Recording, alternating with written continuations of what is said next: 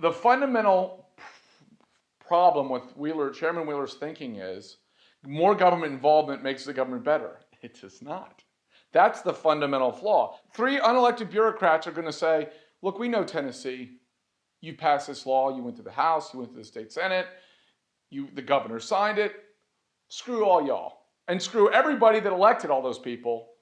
We're going to jam this down your throats. I know 20 states said, we realize government broadband is a disaster, but we think it's okay, even though all evidence points to it being a disaster, and we're going to ramrod these 20 states and roll them and impose more government money down the throats of the states to be wasted in that black hole that is municipal broadband. At some point, even if it's worked in time and time again, it hasn't. The $7.2 billion in stimulus in the 2009 stimulus bill that went to government broadband has been an unmitigated disaster. There's not one example to which any of those clowns can point and legitimately say, hey, it worked here. Competition's great if it's private company versus private company. It is distinctly unfair to tax a private company and take that tax money and use it to fund a competitor to their business. That's fundamentally unfair. They always talk about fairness. That's fundamentally unfair. 2, if you've got a private sector broadband company applying for right-of-way permits and pole attachment permits versus a government asking the government for pole attachment fee permissions and right-of-way permissions, who's the government going to favor, themselves or their competitor? There's the Yellow Pages rule. The Yellow Pages rule says if you can find it in the Yellow Pages, the government shouldn't be doing it.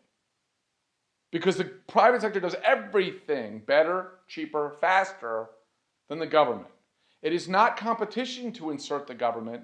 It is the antithesis of competition. It is the building block for monopoly government-only service. It's single-payer government broadband.